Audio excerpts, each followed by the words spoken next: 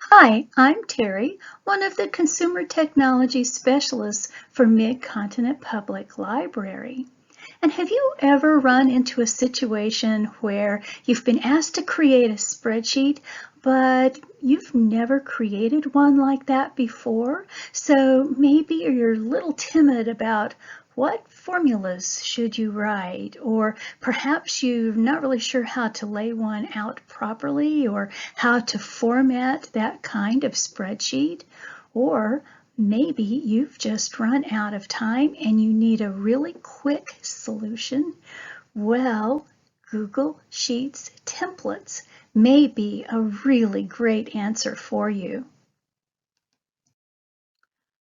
So what is a template? Well, a template, simply put, is just a pattern. If you are familiar with quilting, then you are probably also familiar with those templates that help you create all those beautiful patterns that you place on your quilt. If you work with wood or metals, chances are you have used templates. Even if you decide to create a plan for a garden, for example, chances are you are really just creating a template, a plan, a pattern for what you want to do and how you want that landscaping to look.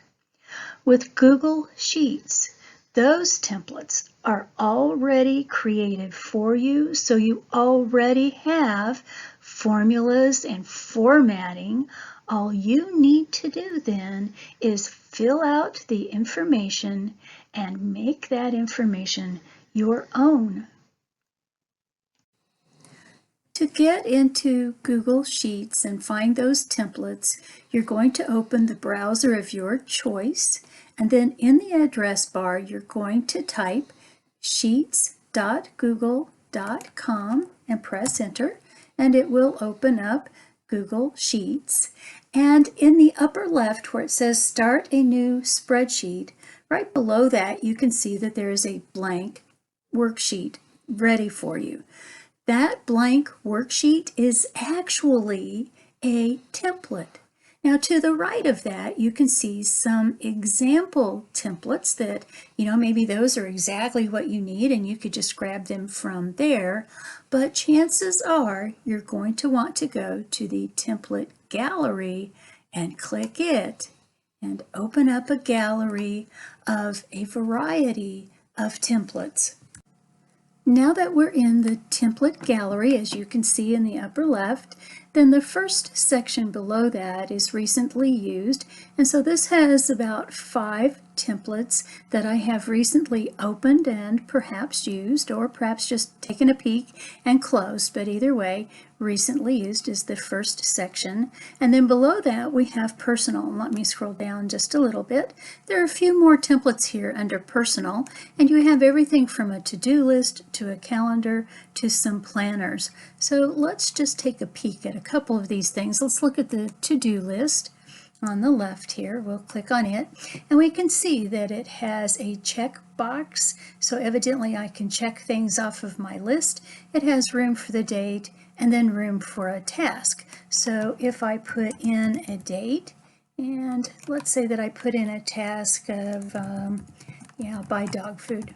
And then I go to the store. When I open this file back up, I say, okay, well, I bought my dog food.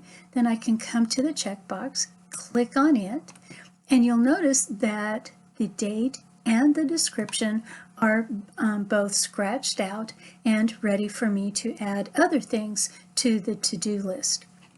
Well, let's go back, and we're going to go to the browser back button because that's just a little bit faster even than going to the home page of Sheets. And let's look at another possibility here. Let's look at the monthly budget. A lot of people have grand plans for monthly budgets. Some people actually use them. But as you look at templates, remember to look for instructions that explain how to use that template. And this tells you a little bit about how to get started with this budget template. Scrolling down, you can see that it has some nice charts. In this case, start balance, end balance. It has the planned and actual expenses and income, and then it has a summary of the expenses and income. So with sheets, you always want to go down to the lower left, where in this case we have a summary tab that is locked, meaning we really can't edit it, but the information that's coming to that sheet is coming from the transactions sheet. So we could click transactions, and then we could add our own transaction.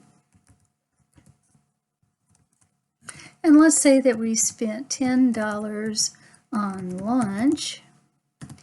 And if we go to category, it has a drop down, so we would select food. Now when we go back to the summary sheet, we can see, yes, that $10 for food now shows up, and it shows as part of the expenses. So this budget can be very useful for you if you would like to use a monthly budget. Well, let's go back.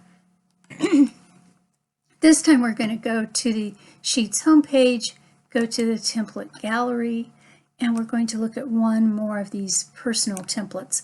Let's look at this 2020 calendar, because when I first looked at it, I thought, wow, this is really kind of dark. It's going to use a lot of ink on my printer. But when I click on it, it's pretty amazing what happens. It is not just a calendar that has all of the months on one page representing that year, but as we look in the lower left, it lets you click on drop downs for 2020. So you could copy this, rename it, change colors. You can customize your calendar. So you can select some different colors, some different ways that these calendars look by changing the themes. And then as you go through, you can see each individual month. Let's say that we want to go to October. So we'll click it, and here in October, well, I would think it might be orange, but in fact it's, well, not. But on October it doesn't say have Halloween, so I could click just below the 31 and type Halloween. And let's say that we have a party the night before, so we could put in Halloween party on October 30th, and then we just press enter to go down to the next entry. Very easy to use, and then below that you have room for some notes per month. Well, we're going to go back again, and we'll go to the Sheets home, and then to the template gallery. And as we scroll down, we'll look at some of the rest of these personal templates. So again, there's another calendar here, although it says 2019. There is a schedule, and the schedule is starts at 8 o'clock, ends at 6 or 6:30 in the evening, and has space for every half hour. So if you have meetings all day, that might be very helpful. It sort of replaces some of the views that you get on your calendar or on your email, depending. Then we have the travel planner, a wedding planner. We have pros and cons. Occasionally people like to say, okay, here are the pros for something and the cons, and they try to make a decision based on the pros and cons. This is for travel destinations, but you might decide to customize that a little bit, or perhaps even just copy the layout to make your own spreadsheet of pros and cons. To the left of that, there's a team roster, where the first sheet just asks for contact information for the different team members, and then the second sheet has a schedule that you can put in for each one of the games or meetings that the team is going to have. Let's go back up to the top and get ready for work. Let's scroll down past personal to work. And there are not a lot of templates here. They tend to be, as I look at the ones on the left, maybe for a small kind of independent business. So they have invoice forms and expense reports, purchase order, a timesheet that lists different projects and how much time you spend on those particular projects. On the right-hand side, you see that there are some kind of fancier looking templates, and you'll notice that those are all by some other companies. So these are third-party templates. And as we look at this one, the annual business budget, it's by Intuit QuickBooks. So a respected name within finance and finance software. So these are things that some large companies are suggesting that maybe you would like to use. This customer relationship management set of sheets is really interesting in that it helps you make a list of the clients that you have and the companies that they represent, and then it's a way for you to stay in contact with those clients and businesses and to encourage their business and a positive relationship between your business and theirs. A lot of large companies are moving to having some sort of a CRM report, and this might be a way for a smaller company to do that very thing. Let's look quickly over here at that expense report. We'll just click on it because this again is something that large companies probably provide for their employees, but a small company just needs to know what the expenses are if you have done some work outside of the office for that business. So in this case, it's going to ask you, of course, for the date and your employee ID, your department, and then down here you might just have to enter a date and then a category. I'm just going to put travel. And then for the description, I'm going to put car rental. And I might put in a note or two, and I'm just using tab as I go across here. Let's say that the car rental is $100 a day. As I press enter, notice that then this total becomes 100 as it adds in the different entries in that particular column, and then there's room to type and write in your signature and date. So this expense report could be very helpful depending on the company that you work for. Well, let's go back, and I think I'm going to use my back button on my browser, and we'll go back down to work, because there is one other item here that I think you might find interesting, but it is an add-on. Now, an add-on means that, again, it's not a default template with Google Sheets, but it is something that once you open it, it becomes a part of your drive, and you can open it again and again and work with that particular file. But that is the website traffic dashboard, which I think a lot of businesses now are creating websites, and they were very curious about the traffic, the different people, the different businesses that visit your particular website. So as we scroll down here a little bit, we might be able to see, let's see, the user by medium and month. So this kind of tells you some information about the people who are coming to watch, and then the different traffic sources that are available. Now that is, again, just kind of a summary, this first page of the dashboard, but if we go to the right, we see raw data. Now the raw data tells us that the cells in the light blue color are raw data pulled via Supermetrics. Well, we have on the right-hand side an invitation to come to the document add-ons and add on Supermetrics. That's something that you would want to investigate and make sure you're making a good decision, but it works hand in glove with this sheet to give you the information that you saw on the dashboard. The third tab here has instructions for how you can use Google Analytics and how you can use those Supermetrics to come up with the dashboard and get the information that you need. Starting at the template gallery again, let's scroll down and we'll go through personal, we'll go through work. Past work, there is a section for project management, and this is very specifically for project managers. It does have a Gantt chart template that might be very useful. The project timeline is a simplified Gantt chart, but again, this would be just for project managers. So let's scroll on down and look at education just briefly. There are 3 templates here, one for attendance, one for gradebook, which would definitely be for instructors, and then this assignment tracker could be for kids and their parents both. So very quickly, we'll click on attendance. And starting at the top, it tells you what the letters are, or what they represent. So P is for present, L for late, E for excused, U for unexcused. And you'll notice here that the dates are Monday through Friday, and then start again Monday through Friday. Some attendance software tends to just use every day of the month, but this is a little bit more specific than that, which is really nice. And so you could enter the student name and simply put in the attendance for that month.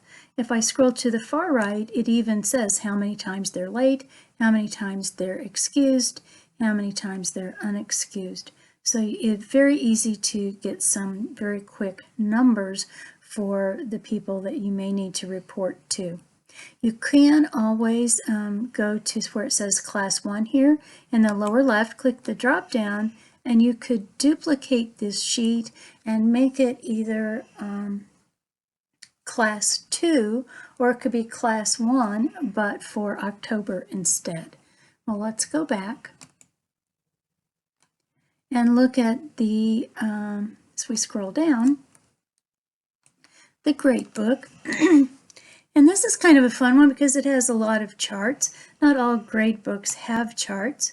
So we can look at the grading system, and then it even has a grade distribution. It tells you very graphically, very vividly, who's making A's, who's making B's, who has C pluses. Evidently, we don't have any B pluses or D's or F's, so wow, we're doing really well. It also shows you the average scores on each one of those assignments. Down at the bottom, where we can see the different sheet tabs, well, we can see that this is the overview, but then we can also click grades. And now we have a list of the different students, and we could certainly add more. So you put in the student's name, and then on the right, you put in their score. And we have homework 1, quiz 1, test 1. Let's add another homework. So let's put homework 2, and let's say that it's worth 15 points, and then we would just come down here and look at student 1. Let's see, 15 points. Let's say that they made 14, and I'm just pressing enter to go down. Student 2 has really worked hard on this one, so they've 12 out of the 15. And student 3, and notice that they went from what, a D to a C plus. Student 3 has a B minus, and let's say that they worked really hard. They got 100%, and so now they're up to an A.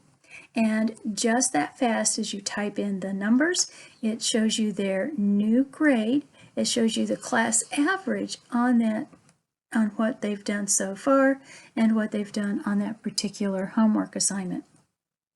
Down at the lower left to the right of the grades tab, you have individual report. And so now, while it defaults to student 1 and it shows the grades on the individual assignments, and it even has a chart that shows the class average and then what that student is actually doing as well. So a nice comparison that would be printable. If you go to the right of where it says student 1, you can click on that drop down, and it lets you bring up student 2 or student 3. And it is a really easy, nice way to report individually for all of the different students that are in a particular class. Well, let's go back, and I think I'm just going to go to the Sheets home icon here, and then go to the template gallery and scroll all the way down. So we've seen the gradebook. Let's look at the assignment tracker. And this might be a way to get kids who forget their homework to put the assignment in as it's given, and it's a way for parents to check to see if an assignment was given and follow up. So on the first tab, it has the assignments, and it has the subjects that are listed. Each one of the subjects is really in a drop down, so you could choose those as you go, what the assignment is, what the status is, and maybe not so much this time, because it would be maybe hard to estimate, or maybe you would want to say, I spent 7 hours on this report. But it has a start date and a due on date. To the right of the assignments tab, it has subjects. So when we click that tab, right now it says math, biology, geography, physics. Well, you could change math, for example, to algebra. And then when you go back to the assignments tab, math now has a little red mark, says it's invalid, and so I would need to click and select the algebra from the list. And here's another one. But you can also add to that list, so it can be a really big help for students and keeping track of their assignments. I'm now back at the Sheets home page, and I'm going to go to the blank template with this colorful plus sign and click on it. And while we're not going to create a spreadsheet from scratch, what we are going to do is go to the menu bar to the next to the last choice, which is Add-Ons, and click on it.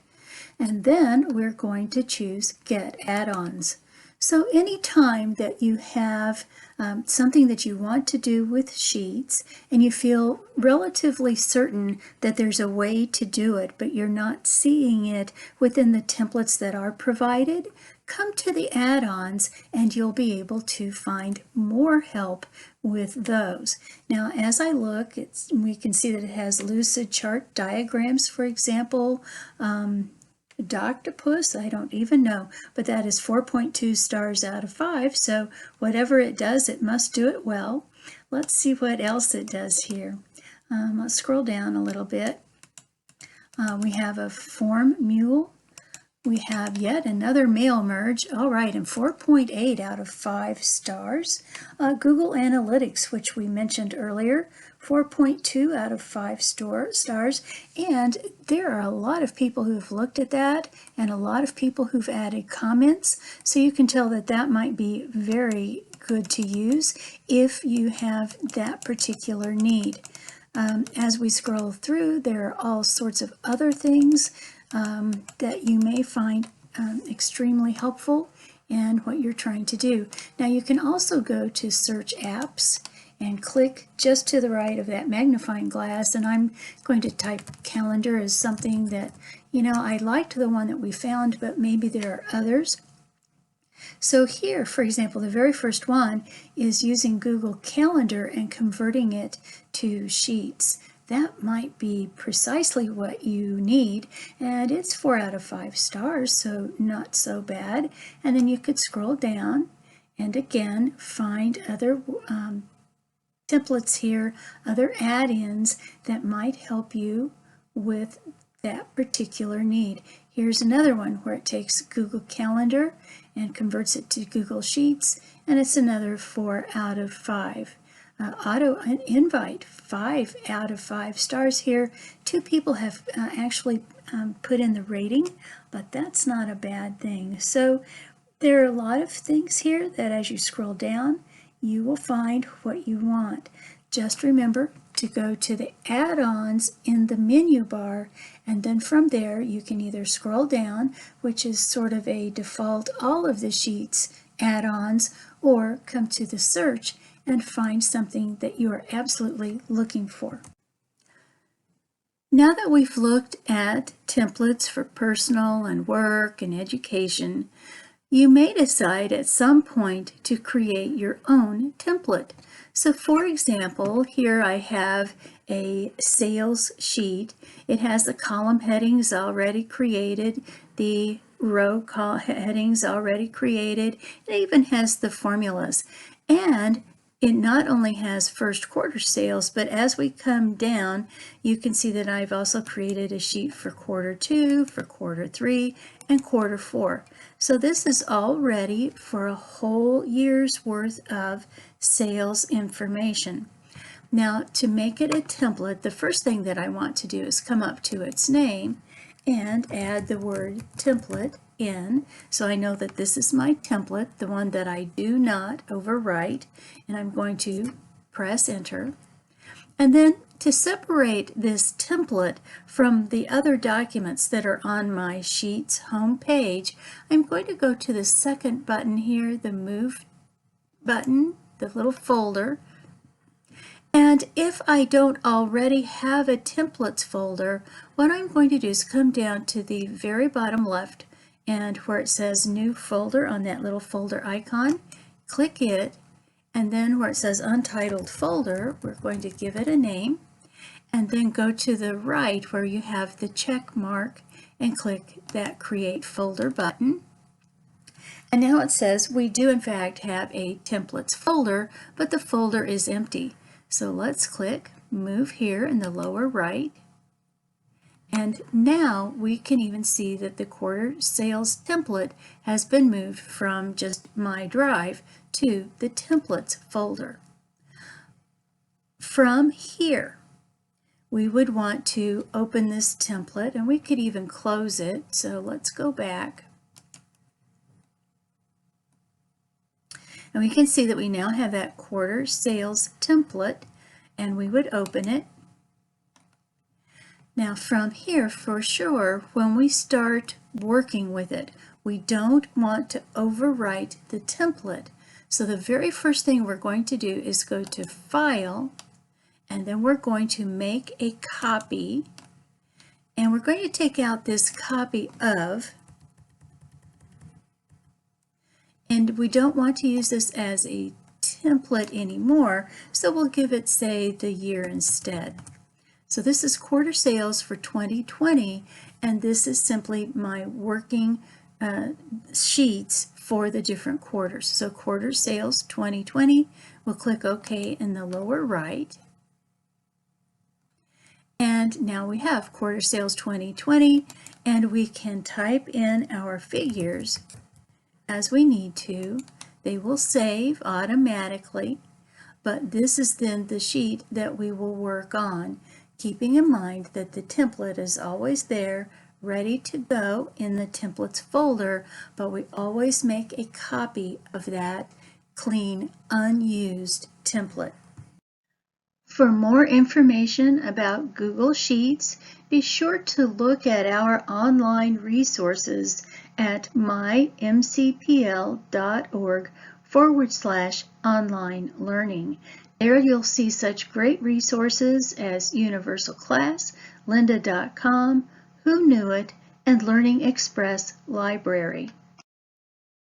Be sure to join us each week as we present 3 brand new tech videos on a variety of topics.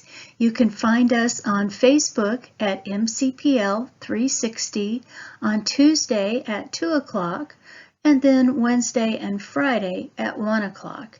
If you happen to miss our premiere, or you just prefer YouTube, be sure to subscribe to our MCPL MO channel, where you'll be able to find our MCPL Consumer Technology Resources playlist.